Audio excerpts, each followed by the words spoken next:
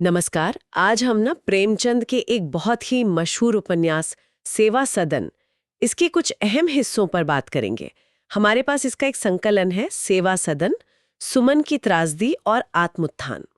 और पूरी कहानी का जो केंद्र है वो सुमन है, एक ऐसी औरत जिसकी कहानी आपको सोचने पर मजबूर कर देती है। बिल्कुल। ये जो हिस्से हमारे पास हैं, ये सुमन की जिंदगी की जो उतार चढ़ाव है उनको दिखाते हैं। मतलब कैसे उसकी उम्मीदें थीं, फिर शादी के बाद जो मुश्किलें आईं, उसका एक तरह से पतन, और फिर कमाल का एक आत्म सुधार। हाँ, तो आज हमारी कोशिश यही रहेगी कि सुमन की इस पूरी यात्रा को, जो काफी जटिल है, उसे परत दर परत समझें। वो कैसे एक मासूम लड़की से समाज की कड़वी सच्चाइयों का सामना करती है, अंधेरे में जाती है, और फिर कैसे रोशनी की तरफ बढ़ती है। और ये भी देखेंगे कि ये कहानी आज भी क्यों इतनी जरूरी लगती है। हाँ, तो कहानी शुरू होती है सुमन से। सुंदर है, भावुक है, थोड़ी कह सकते हैं कि दुनियादारी से अनजान, मासूम सी। और उसकी शादी होती है गजाधर बाबू से। जी, जिनके बारे में पता चलता है कि वो महत्वाकांक्षी तो बहुत थे, लेकिन इंसानी जज्बात, प्यार, वो सब थोड़ा कम था उनमें। तो शुरुआत में ही एक टेंशन सी दिखती है। मतलब रिश्ता शायद पहले दिन से ही थोड़ा डामाडोल था। सही बात है, नींव थोड़ी कमजोर थी। अच्छा, तो चलिए इसको थोड़ा और खोलते हैं। सुमन की जिंदगी का ये सफर उसकी शादी के फौरन बाद ही मुश्किल होने लगता है। हाँ, वहीं से असली परीक्षा शुरू होती है उसकी। तो होता क्या है कि शादी में दहेज कम लाई थी हो, और इस वजह से घर में रोज रोज ताने सुनने पड़ते हैं, अनदेखी होती है। जी, और ये चीज उसके मन पर बहुत गहरा असर डालती है।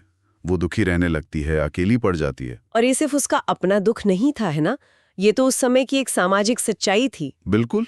औरत की कीमत जैसे उसके दहेज से तय होती थी, अपने ही घर में उसका वजूद जैसे सवाल बन गया था। हाँ, और ये बात सिर्फ ताने मारने या भावनात्मक तकलीफ तक ही नहीं रुकी। नहीं, बिल्कुल नहीं। धीरे धीरे ना हालात इतने ज्यादा बिगड़ गए कि सुमन के लिए वहां रहना मतलब नामुमकिन सा हो गया, हम्म। और उसे घर छोड़ना पड़ा। हम्म। अब यहाँ ये समझना बहुत जरूरी है कि उस जमाने में एक अकेली औरत, हम्म। खासकर जिसका परिवार साथ ना हो, हाँ, उसके लिए इज्जत से जीना बिल्कुल। करीब करीब नामुमकिन था। कोई सहारा नहीं। कोई सहारा नहीं। जब उसे रास्ते में कोई मदद नहीं मिली, कोई आसरा नहीं दिखा, हम्म। तो हालात उसे वेश्यालय की दहलीज तक ले गए। ये उसकी कोई चारित्रिक कमी नहीं थी। नहीं, बिल्कुल नहीं। ये उस समय के समाज की बेरुखी थी, और एक बेसहारा औरत की, आप कह सकते हैं कि चरम लाचारी थी। हम्म। उसके पास कोई चारा ही नहीं बचा था। जैसे समाज ने सारे दरवाजे बंद कर दिए थे। और फिर कहानी में एक बहुत दिलचस्प मोड़ आता है, विरोधाभासी सा। हाँ ये जो वेश्यालय की जिंदगी थी, हाँ जैसा हमें पता चलता है, बाहर से तो काफी चकाचौंध वाली लगती थी, हाँ, है ना, कपड़े, गहने, महफिलें। एक झूठी शानो शौकत। हाँ, बिल्कुल, एक ऊपरी दिखावा। लेकिन ये सब सिर्फ एक खोल था।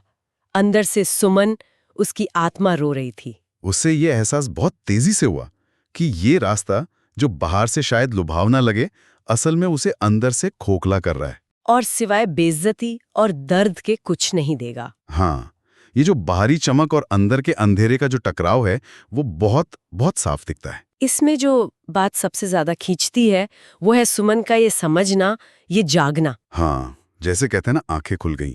ये सिर्फ बाहर दिखना नहीं था, ये अंदर झांकना था। उसे समझ आया कि असली इज्जत, असली खुशी इस दिखावे में, इन गहनों कपड़ों में नहीं है। ये एक बहुत गहरा अंदरूनी संघर्ष था। एक तरफ वो जिंदगी जो समाज की नजर में गिरी हुई थी, भले ही ऊपर से आजाद दिखे, और दूसरी तरफ एक इज्जतदार, मतलब भरी जिंदगी की ख्वाहिश। और आखिर में उसने इस सच्चाई को माना कि ये रास्ता उसे कहीं नहीं ले जाएगा सिवाय और गिरने के। हाँ, उसका ज़मीर जागा, और उसने फैसला किया कि ये जिंदगी उसे नहीं जीनी। बिल्कुल। और इसी एहसास के बाद सुमन ने एक बहुत बहुत हिम्मत वाला कदम उठाया। उसने वो दिखावटी लेकिन अपमान वाली जिंदगी छोड़ दी और सेवा सदन की तरफ बढ़ी। जी, और सेवा सदन के बारे में जो हमें पता चलता है, वो सिर्फ एक आश्रम नहीं था। वो एक ऐसी जगह थी जिसका मकसद था समाज की सताई हुई या रास्ता भटकी हुई औरतों को सुधारना, उन्हें पढ़ाना लिखाना, अपने पैरों पर खड़ा करना। तो ये सुमन के लिए जैसे शून्य से शुरुआत थी, एक नया रास्ता। मुश्किल जरूर था, पर उसमें उम्मीद थी। आत्मसम्मान की उम्मीद, सार्थकता की उम्मीद। और ये कदम, ये उसकी जिंदगी में एक बहुत बड़ा और अच्छा बदलाव लाया। बिल्कुल। सेवा सदन आने के बाद सुमन की जिंदगी पूरी तरह बदल गई। अब वो सिर्फ अपनी तकलीफों से नहीं लड़ रही थी, उसने अपनी ताकत दूसरों की सेवा में लगानी शुरू की। उन औरतों की मदद करने लगी जो उसी की तरह मुश्किलों से गुजर रही थी। उन्हें पढ़ाकर, सही रास्ता दिखाकर एक नई जिंदगी देने की कोशिश। हाँ, और अगर हम इसे बड़े पैमाने पर देखें तो ये सिर्फ एक इंसान का सुधरना नहीं है, ये आत्मोत्थान है, मतलब खुद को ऊपर उठाना, सार्थक बनाना। उसने अपने बुरे अनुभवों को, अपने दर्द को एक पॉजिटिव ताकत में बदल दिया। सही कहा, जिससे वो दूसरों की जिंदगी में रोशनी ला सकें। ये उसकी हिम्मत और उसकी इच्छा शक्ति का सबूत है। ये वाकई में बहुत प्रेरणा देता है। और शायद सबसे जरूरी बात यह है कि सुमन के इस बदलाव ने धीरे धीरे समाज के नजरिए को भी बदला। हाँ, ये बहुत महत्वपूर्ण है। जिस औरत को कभी समाज ने गिरी हुई मानकर धुतकारा था, जिसे लोग शायद नफरत से देखते थे, जी, वही सुमन अब अपनी सेवा, अपने त्याग, अपने ज्ञान से समाज के एक हिस्से के लिए प्रेरणा बन गई, सम्मान पाने लगी। ये दिखाता है कि इंसान का आज उसके काम और उसके अतीत से कहीं ज्यादा ताकतवर हो सकते हैं। और असली इज्जत बाहरी हालात से नहीं, अंदर के गुणों से और एक पर्पसफुल जिंदगी से मिलती है। बिल्कुल सही कहा। और जब हम इस कहानी से निकलने वाले मुख्य संदेशों को देखते हैं जो इन अंशों में साफ झलकते हैं, तो वो आज भी उतने ही सच लगते हैं। जैसे पहला तो साफ है, दहेज जैसी जो सामाजिक बुराइयां हैं वो कितना नुकसान कर सकती हैं, कैसे वो औरतों की जिंदगी बर्बाद कर सकती हैं, उनके सपने तोड़ सकती हैं। सुमन की शुरुआती जिंदगी इसका जीता जागता उदाहरण है। हाँ, दूसरा संदेश ये है कि औरत का असली गहना सोना चांदी नहीं है, बल्कि उसकी शिक्षा, उसका आत्मसम्मान, उसका चरित्र है। बिल्कुल। सुमन को असली इज्जत और शांति तभी मिली जब उसने विशाल्य की झूठी चमक छोड़ी और सेवा सदन में ज्ञान और सेवा का रास्ता चुना। और तीसरा, जो शायद सबसे ज्यादा उम्मीद देता है, वो ये कि औरतों में अंदरूनी ताकत बहुत होती है। अगर वो ठान लें तो वो सबसे मुश्किल हालात से भी निकल सकती हैं, सिर्फ अपनी जिंदगी नहीं संवार सकती, बल्कि समाज के लिए भी एक मिसाल बन सकती हैं, जैसा सुमन ने आखिर में कर दिखाया। तो इन सब बातों का मतलब क्या निकलता है? ये कहानी जो लगभग 100 साल पुरानी पृष्ठभूमि पर है, आज भी इतनी असरदार क्यों लगती है? मुझे लगता है इसकी वजह यह है कि ये मुद्दे आज भी जिंदा है, खत्म नहीं हुए।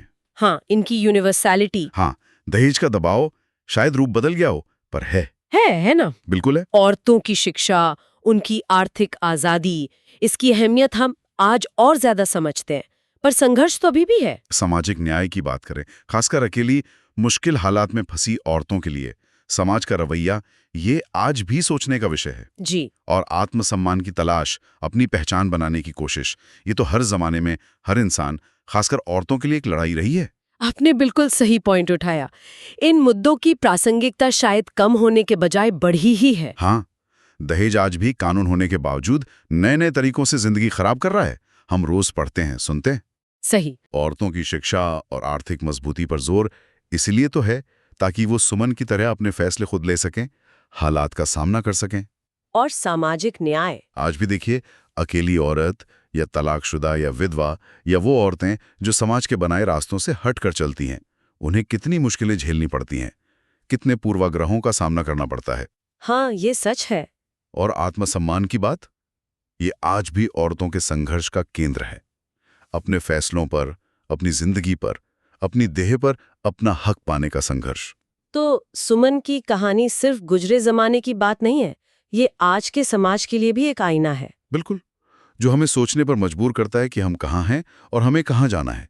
तो संक्षेप में कहें, आज हमने सुमन की कहानी से देखा कि कैसे समाज का दबाव, परिवार की उपेक्षा और निजी मुश्किलें किसी इंसान को अंधेरे में धकेल सकती हैं। जी, लेकिन साथ ही ये भी देखा कि खुद को समझना, आत्मसम्मान को फिर से पाना, शिक्षा का सहारा लेना और दूसरों की सेवा करना, ये चीजें कैसे एक इंसान को, खासकर एक औरत को, न सिर्फ उस अंधेरे से निकाल सकती हैं, बल्कि उसे समाज के लिए एक पॉजिटिव ताकत, एक प्रेरणा बना सकती हैं। ये उसके गिरने और फिर उठ खड़े होने की एक अद्भुत कहानी है जो हमें शिक्षा, स्वाभिमान और इंसानियत की ताकत का एहसास कराती है। ये सारी बातचीत मन में एक अहम सवाल छोड़ जाती है।